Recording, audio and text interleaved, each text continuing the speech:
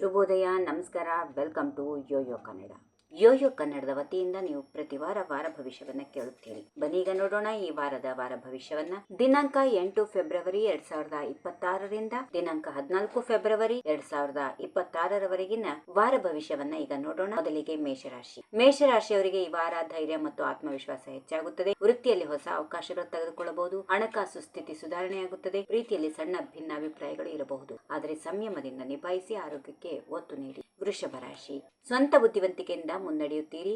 ಈ ವಾರ ಚೆನ್ನಾಗಿರುತ್ತದೆ. ಆದಾಯಕ್ಕಿಂತ ಖರ್ಚು ಹೆಚ್ಚಾಗಿರಬಹುದು. ಲಾಭದಾಯಕ ಹೂಡಿಕೆಗೆ ಒಳ್ಳೆಯ ಸಮಯ. ಕುಟುಂಬದಲ್ಲಿ ಸಂತೋಷದ ವಾತಾವರಣ. ವಿದ್ಯಾರ್ಥಿಗಳಿಗೆ ಅಧ್ಯಯನದಲ್ಲಿ ಏಕಾಗ್ರತೆ ಇರುತ್ತದೆ.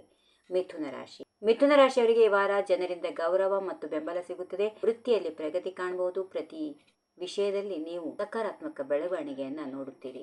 ಆರ್ಥಿಕವಾಗಿ ಸ್ಥಿರತೆ ಇರುತ್ತದೆ. ಪ್ರಯಾಣದ ಅವಕಾಶ ಇದ್ರೆ ಲಾಭದಾಯಕ. ಕರ್ಕಾಟಕ ರಾಶಿ. ಕರ್ಕಾಟಕ ರಾಶಿಯವರಿಗೆ ಈ ವಾರ ಮನಸ್ಸಿನಲ್ಲಿ ಹೊಸ ಆನಂದ ತುಂಬಿರುತ್ತದೆ. ಕೌಟುಂಬಿಕ ಸಂಬಂಧಗಳು ಬಲಗೊಳ್ಳುತ್ತವೆ. ವೃತ್ತಿಯಲ್ಲಿ ಸಣ್ಣ ಸವಾಲುಗಳಿದ್ರೂ ಗೆಲ್ಲುವ ಸಾಧ್ಯತೆಗಳು ಹೆಚ್ಚು. ಆರೋಗ್ಯ ಚೆನ್ನಾಗಿರುತ್ತದೆ, ಆದ್ರೆ ಆಹಾರದ ಬಗ್ಗೆ ಎಚ್ಚರ ವಹಿಸಿ. ಸಿಂಹರಾಶಿ. ಸಿಂಹರಾಶಿಯವರಿಗೆ ಈ ವಾರ ಆದಾಯ ಮತ್ತು ಗೌರವ ಹೆಚ್ಚಾಗುವ ಸಾಧ್ಯತೆ. ನಾಯಕತ್ವ ಗುಣ ಪ್ರಕಟವಾಗುತ್ತದೆ. ಪ್ರೀತಿಯಲ್ಲಿ ರೊಮ್ಯಾಂಟಿಕ್ ಕ್ಷಣಗಳು. ವ್ಯವಹಾರದಲ್ಲಿ ಲಾಭ, ಆದರೆ ಖರ್ಚುಗಳನ್ನು ನಿಯಂತ್ರಿಸಿ. ಕನ್ಯಾ ರಾಶಿ. ಕನ್ಯಾ ರಾಶಿಯವರಿಗೆ ಈ ವಾರ ಶ್ರಮಕ್ಕೆ ತಕ್ಕ ಫಲ ಸಿಗುತ್ತದೆ.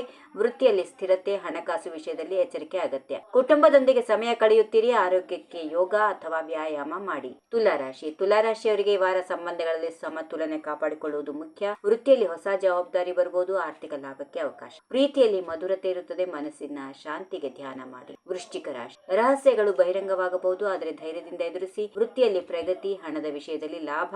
ಆರೋಗ್ಯ ಸಾಮಾನ್ಯವಾಗಿರುತ್ತದೆ. ವಿಶ್ರಾಂತಿ ತೆಗೆದುಕೊಳ್ಳುವುದು ಉತ್ತಮ. ಧನುರಾಶಿ. ಧನುರಾಶಿಯವರಿಗೆ ಈ ವಾರ ಆಶಾವಾದಿ ಮನೋಭಾವ ಇರಲಿದೆ. ಪ್ರಯಾಣ ಅಥವಾ ಉನ್ನತ ಶಿಕ್ಷಣಕ್ಕೆ ಒಳ್ಳೆಯ ಸಮಯ. ವೃತ್ತಿಯಲ್ಲಿ ಯಶಸ್ಸು. ಪ್ರೀತಿಯಲ್ಲಿ ಸಂತೋಷ. ಆರ್ಥಿಕವಾಗಿ ಉತ್ತಮ.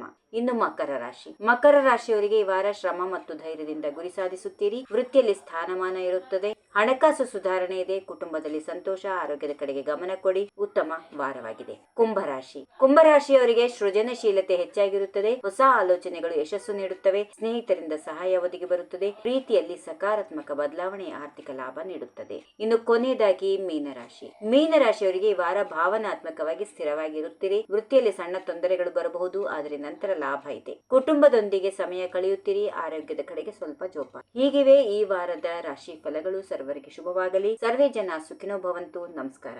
If you like this video, ಬೇಗ ಲೈಕ್ ಮಾಡಿ, ಕಾಮೆಂಟ್ ಮಾಡಿ, ಶೇರ್ ಮಾಡಿ ಹಾಗೂ ಯೋಯೋ ಟಿವಿ ಕನ್ನಡವನ್ನು ಸಬ್ಸ್ಕ್ರೈಬ್ ಮಾಡಿ.